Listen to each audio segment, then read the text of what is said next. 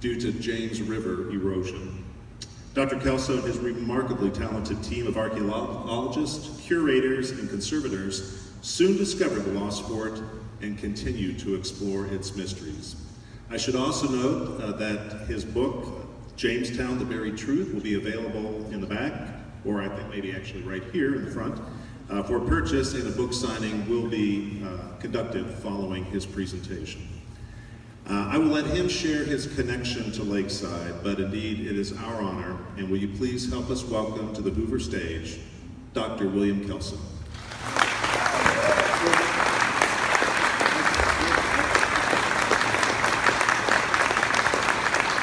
Thank you very much. I can't tell you how honored I am to be up on this stage. It is incredible. I sat in the audience for all my early development years here. I went through grade school at Lakeside School, the stone building up there, and Lakeside High School then. Danbury was my high school. And I just like to, I've been so fortunate to have grown up in this town. And as you probably all know what a great town it is. I'd also like to thank my parents, Al and Mary Kelso, he was very active in the Lakeside Association, and he inspired me to do something that counts with your life, as he asked me. And I would like to thank my dear, supportive wife, Ellen. She, and also suffering. Thank you. I met her in this town. She's from Toledo, but she would work in the restaurants in the summer. And that's really one of the luckiest things I've ever happened to me. So thank you all. And I'd like to thank too, I think some of my classmates from Lakeside High School are out in the audience tonight. And, thank you all. All right. We're going to have a bit of a reunion tomorrow. Well, this lecture is about the founding of modern America. It's not about this guy in 1492, although he did, finding the New World helped to found Jamestown. It's not about St. Augustine, which is really the oldest European permanent settlement in North America.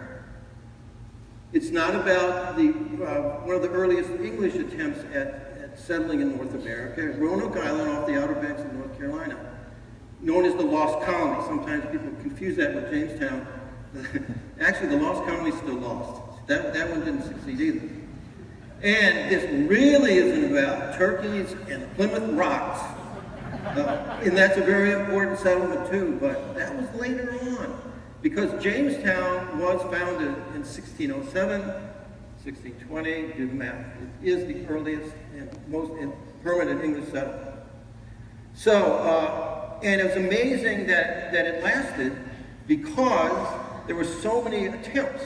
And there are a lot here that you probably never heard of, but before Jamestown, the French, the English, and the Spanish had many trials and errors. And then until Jamestown came along in 1607. Now you might be wondering, where in the world is Jamestown? I kind of had to discover it from coming from Ohio, somewhere between New York and Miami on the East Coast, near the Chesapeake Bay, on the James River, and it was founded on a 1,600-acre island that was 35 miles from the ocean. And this was a plan by the first settlers. And among them, not among them, but leading them, was a man by the name of Captain Bartholomew Gosnold. You say, who? You've heard of John Smith, you've heard of Pocahontas, but not Gosnold. Well, he was the mastermind behind putting together an expedition to come to southern Virginia.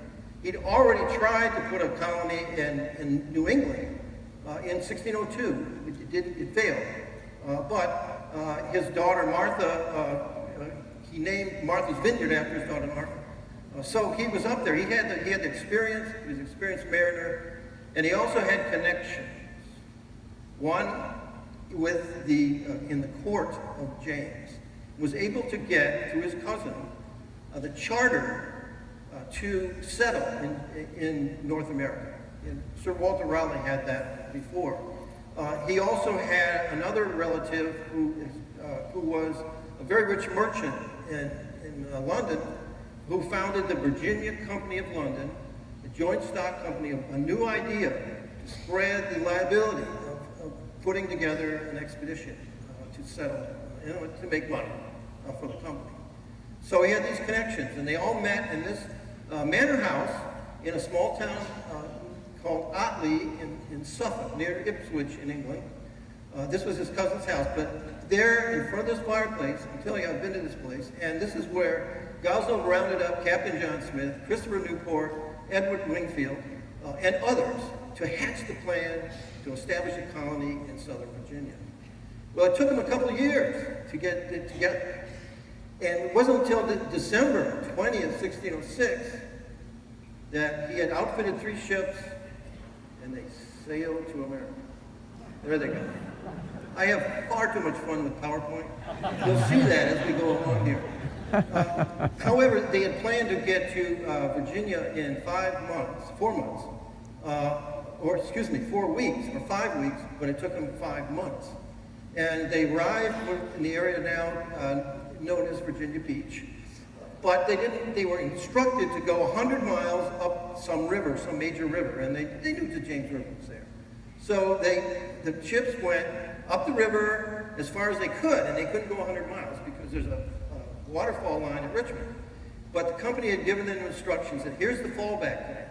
If you can't do that, find some island that is strong by nature, that is surrounded by water, because they were fearing the enemy. And the enemy was, as we probably may not know, but it was the Spanish. This was the new, North America belonged to Spain, they thought. And so they had to hide out up from the ocean. Now the leader that stepped forward was Captain John Smith. And this is an engraving from life done of John Smith. He left us the most complete record of the events of the early years of the settlement, 2.5 years. He often writes more about how important he was to the whole organization than he tells you about the events. But he was a good PR man for himself. And it was clear from what he left, the instructions were to build a fort if you had to, but don't upset the naturals, as the Indians were known as by the English at that time. And if you build a fort, that looks a little threatening. But they suddenly had to because they were under siege. They had actually, not unknown to themselves, geographically, they had settled right in the middle of the Powhatan Empire. And here are the statistics. There's 104 men and boys who were left on. They had hit Jamestown and established a colony, and they're surrounded by 15,000 pounds. So they immediately were in trouble. Now, this, I always wondered what that first encounter was like. And I don't know if you've seen New Line Cinema, a movie that was done about 2007 called The New World. And I think this captures that first encounter.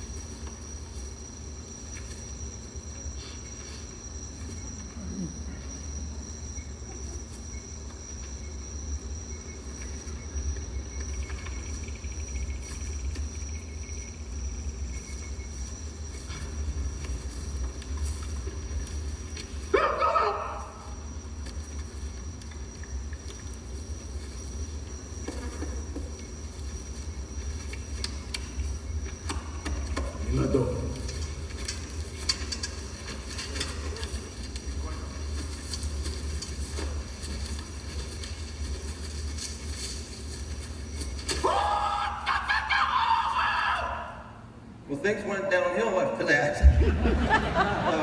soon after that. And that first summer, there were attacks.